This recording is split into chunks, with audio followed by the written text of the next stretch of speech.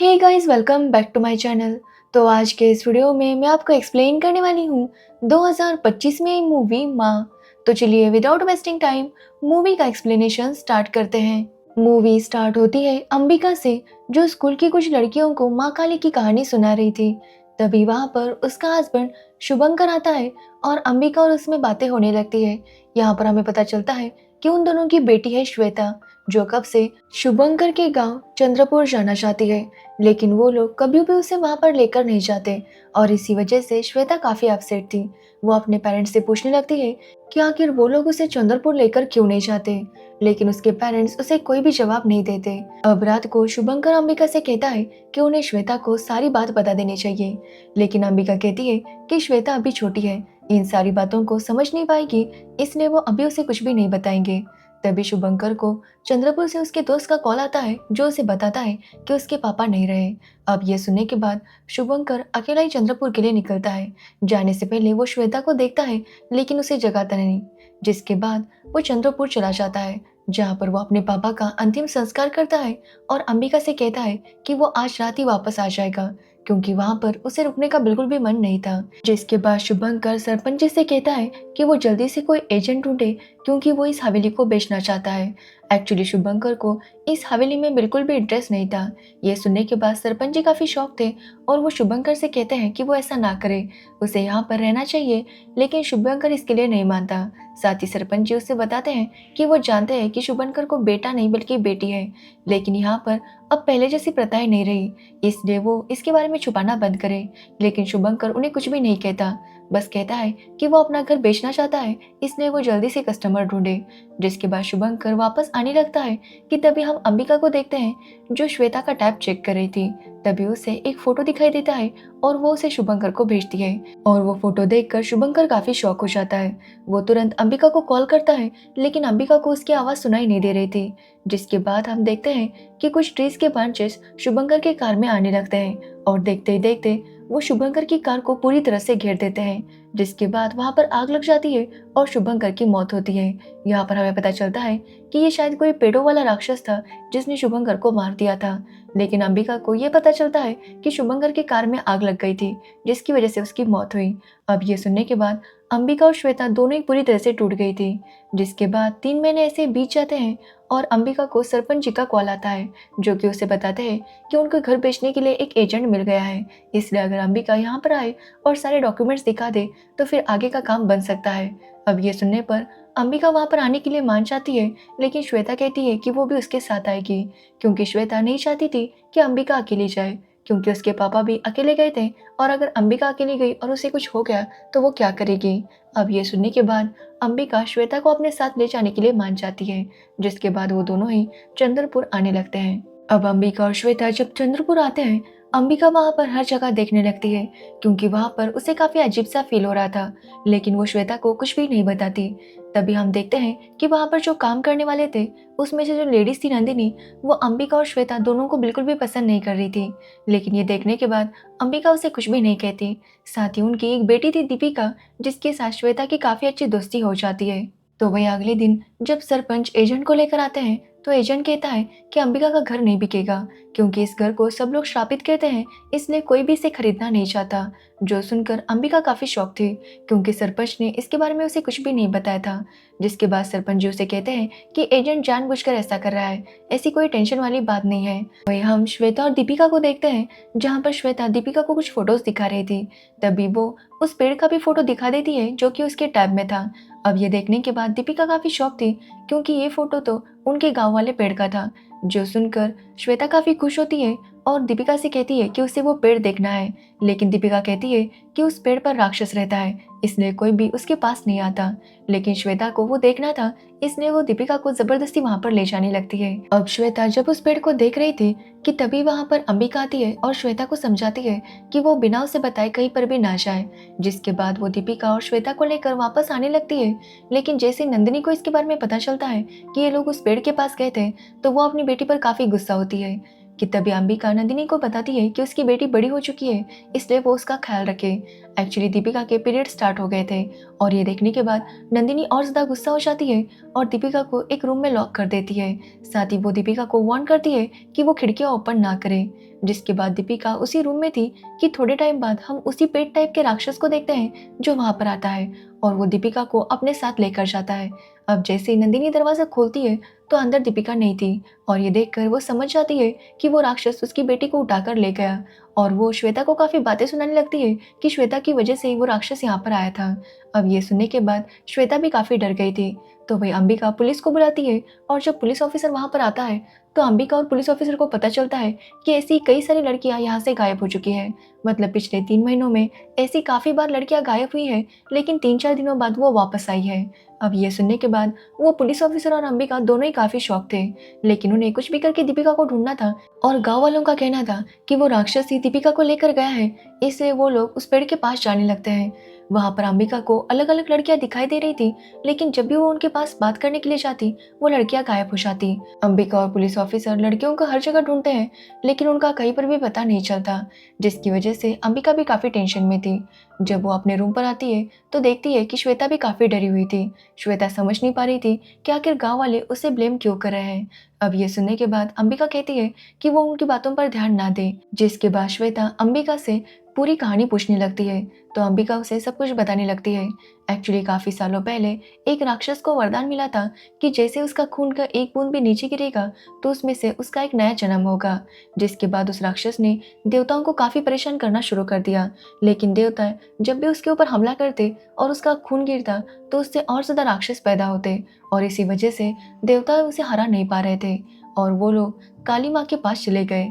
जब काली माँ को इसके बारे में पता चला तो उन्होंने डिसाइड किया कि वो खुद उस राक्षस का सामना करेगी, इसलिए उन्होंने उस राक्षस का खून नीचे गिरने ही नहीं दिया और उसे खत्म कर दिया। लेकिन जब वो ऐसा कर रही थी तो राक्षस की खून की एक बूंद चंद्रपुर में भी गिर गई। अब वो खून का बूंद पेड़ पर गिरा था, जिसकी वजह से राक्षस चाहकर भी और खून की बूंद गिराकर अपने आप को और ज्यादा बड़ा नहीं कर सकता था और इसी वजह से वो लोगों को परेशान करने लगा। इसी बात से तंग आकर एक आदमी ने देवी माँ की आराधना की और उस राक्षस को खत्म करने की शक्ति मांगी, जिसके बाद देवी माँ ने उसे शक्ति दी। लेकिन जब वो आदमी उस राक्षस को खत्म करने गया तो राक्षस छुप गया। उस आदमी को लगा कि शायद राक्षस जा चुका है, इसलिए वो आराम से रहने लगा, लेकिन राक्षस ने उस आदमी की बेटी के पेट में ही अपना बीज डाल दिया था, जिसकी वजह से उस आदमी की बेटी प्रेग्नेंट हुई। और जब उसे पता चला कि उसकी बेटी के अंदर उस राक्षस का बीज है और अगर वो दुनिया में आ गया तो राक्षस और ज्यादा बढ़ेगा, यानी कि फिर से उसकी खून का बूंद जब भी गिरेगी तो राक्षस और एक बढ़ जाएगा। इसलिए उस आदमी ने खुद ही अपनी बेटी को खत्म कर दिया ताकि उस राक्षस की पावर ना बढ़ सके। लेकिन उसके बाद जब भी इस खानदान में कोई बेटी हुई तो उसे मारा गया, क्योंकि घर वालों को लगता कि इसमें भी उस राक्षस का बीज होगा और इसी वजह से उसे भी मारा जाता। अंबिका बताती है कि श्वेता भी इसी खानदान से है। एक्चुअली जिस आदमी ने अपनी बेटी को मारा था वो शुभंकर का ही पूर्वज था और तब से उनके खानदान में जब भी कोई बेटी होती तो उसे मारा जाता। लेकिन शुभंकर को इसमें बिल्कुल भी विश्वास नहीं था, यहाँ तक कि जब उन्हें श्वेता हुई थी तो शुभंकर ने अपने पापा से झूठ कहा था कि उन्हें बेटा हुआ है। एक्चुअली शुभंकर की माँ जब प्रेग्नेंट थी तो उन्हें ट्विंस हुए थे, एक लड़का जो कि शुभंकर था और दूसरी हुई थी लड़की।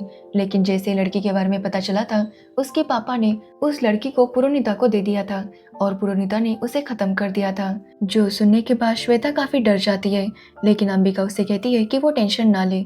अब अगले दिन पुलिस ऑफिसर सरपंच जी के साथ मिलकर उन सभी लड़कियों से पूछताछ करने लगता है जो कि गायब हुई थी। वो उनसे पूछता है कि आखिर वहां पर क्या हुआ था, लेकिन लड़कियों को कुछ भी याद नहीं था और ये देखकर वो पुलिस ऑफिसर भी काफी हैरान था। तो वही अंबिका को एक लेटर मिलता है जो कि शुभंकर का था, जिसमें लिखा गया था कि उस राक्षस का अंत कैसे होगा। जब अंबिका ये सब कुछ पढ़ रही थी तो उससे सपने में देवी माँ दिखाई देती है और ये देखकर अंबिका काफी शॉक थी। साथ ही अंबिका के घर में एक मंदिर था जो कि 40 साल से बंद था, क्योंकि जिसके भी सपने में देवी माँ आया करती थी तभी उस मंदिर के दरवाजे खोल दिए जाते और उस साल वही इंसान देवी माँ की पूजा करता। 40 साल पहले पुरोनिता को सपना आया था और इसलिए उसने पूजा की थी। अब इस बार अंबिका को सपना आता है, इसलिए अंबिका दरवाजा ओपन कर देती है, क्योंकि वो डिसाइड करती है कि इस बार वो खुद पूजा करेगी। अब अंबिका ने मंदिर के दरवाजे ओपन किए थे, जिसकी वजह से गांव वाले काफी खुश थे, क्योंकि उन्हें भी कब से देवी के दर्शन करने थे, इसलिए वो अंबिका के घर आने लगते हैं। तभी हम देखते हैं कि दीपिका भी लौट कर आती है, जिसे देखकर सभी लोग काफी खुश थे। तो वह अंबिका दीपिका से पूछती है कि आखिर हुआ क्या था, लेकिन दीपिका को कुछ भी याद नहीं था। जिसके बाद वो लोग उसे हॉस्पिटल लेकर जाते हैं, जहाँ पर डॉक्टर बताती है कि इन सारी लड़कियों के पीरियड्स हमेशा के लिए रुक गए हैं। जो सुनकर अंबिका काफ़ी शॉक थी। डॉक्टर बताती है कि इनके साथ कोई ज़बरदस्ती नहीं हुई है, लेकिन फिर भी इन सब के पीरियड्स बंद हो गए हैं। अब ऐसा क्यों हुआ है, ये उन्हें भी समझ में नहीं आ रहा। अब ये सुनने के बाद अंबिका भी काफ़ी शॉक थी। जिसके बाद अंबिका जब घर पर वापस आती है तो देखती है कि उसे एक औरत दिखाई दे रही थी। ये देखकर अंबिका काफ़ी डर जाती है और वहाँ से तुरंत श्वेता के पास आती है। तो श्वेता के पेट में काफ़ी दर्द हो रहा था। ये देखकर अंबिका समझ जाती है कि शायद श्वेता के भी पीरियड स्टार्ट होंगे, और हम देखते हैं कि सच में श्वेता के पीरियड स्टार्ट हो गए थे। जिसके बाद अंबिका और ज़्यादा टेंशन में आ जाती है। तो वही रात को हम दीपिका को देखते हैं, जो अचानक से उठकर श्वेता के रूम में जाने लगती है। वो जिस तरह से जा रही थी, हम देख पाते हैं कि वो पोजेस थी। जिसके बाद वो श्वेता के रूम में जाती है और श्वेता को वहाँ से खेलने के लिए बुलाकर उस पेड़ के पास ले जाने लगती है, जहाँ पर और भी लड़कियाँ थी। कि तभी हम देखते हैं कि अंबिका भी जग गई थी और वो भी तुरंत श्वेता के पीछे वहाँ पर आने लगती है। तभी वो देखती है कि श्वेता को सारी पोजेस लड़कियाँ कहीं पर ले जा रही थी। अंबिका श्वेता को रोकने लगती है, लेकिन वो सारी लड़कियां उसके ऊपर अटैक कर रही थी। लेकिन अंबिका किसी तरह से आगे जाती है और श्वेता को वापस लेकर आती है। अब श्वेता को भी काफ़ी चोट लगी थी। ये देखकर अंबिका समझ जाती है कि ज़रूर यहाँ पर कोई प्रॉब्लम है, इसलिए वो डिसाइड करती है कि वो अभी के अभी अपने घर वापस जाएगी। इसलिए वो श्वेता को तैयार करने लगती है कि तभी वहाँ पर सरपंच जी आते हैं, जो अंबिका से कहते हैं कि वो पूजा किए बिना नहीं जा सकती। लेकिन अंबिका उनकी कोई बात नहीं सुनती और वहाँ से जाने लगती है। लेकिन जब वो लोग कार से जा रहे थे, तब हम सभी लड़कियों को देखते हैं जो कि गायब हुई थी। वो सारी लड़कियां पोजेस होकर अंबिका को रोकने में लग जाती है। अब अंबिका काफ़ी कोशिश करती है कि वो श्वेता को बचा सके, लेकिन वो लोग उसके ऊपर हावी होते हैं, जिसकी वजह से अंबिका बेहोश हो जाती है और वो लोग श्वेता को वहाँ से लेकर जाते हैं। अब अगले दिन जब अंबिका को होश आता है तो श्वेता उसके पास नहीं थी। एक्चुअली अंबिका उसी बूढ़ी औरत के घर में थी जो उसे दिखाई दे रही थी। वो बूढ़ी औरत अंबिका को बताती है कि वो भी उसकी बेटी को बचाने के लिए वहाँ पर आई थी, लेकिन जब तक वो ऐसा करती, वो लोग श्वेता को वहाँ से लेकर गए थे। तो वही हम पुलिस ऑफिसर को देखते हैं, जो गांव में आता है अंबिका से बात करने के लिए। लेकिन गांव वाले बताते हैं कि अंबिका कल रात ही निकल गई। साथ ही वो बताते हैं कि सरपंच जी का भी कल रात से पता नहीं चल रहा। अब ये सुनने के बाद पुलिस ऑफिसर काफी शॉक था, क्योंकि गाँव की वो सारी लड़कियां भी गायब हो गई थी और सरपंच जी भी गायब थे।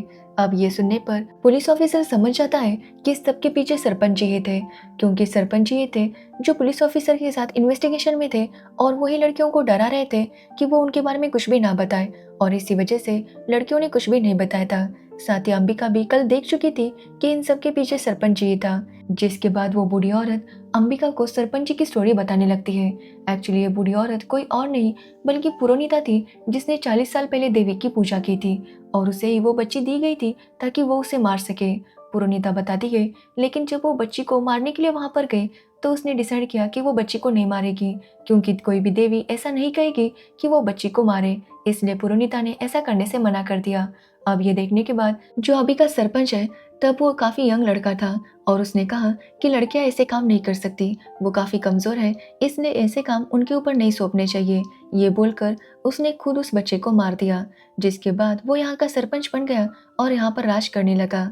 जिसके बाद उसने पुरोनिता के साथ भी ज़बरदस्ती की, लेकिन ये बात राक्षस को पसंद नहीं आई कि सरपंच ने उस बच्चे को मार दिया। एक्चुअली वो राक्षस चाहता था कि वो बच्ची जिए ताकि वो उसके अंदर अपना अंश डाल सके, लेकिन इसने उसे मार दिया था, जिसकी वजह से वो राक्षस काफ़ी गुस्सा था। अब ये देखकर सरपंच ने उससे माफ़ी मांगी और उससे कहा कि जो भी वो कहेगा वो मानेगा। जिसके बाद राक्षस ने सरपंच को कुछ शक्तियाँ दी ताकि वो लड़कियों को पकड़कर उसके पास ला सके। इसलिए तब से जब भी कोई लड़की के पीरियड स्टार्ट होते हैं, वो उन लड़कियों को उस राक्षस के पास लेकर जाता है ताकि वो राक्षस अपना बीज उस लड़की के अंदर डाल सके।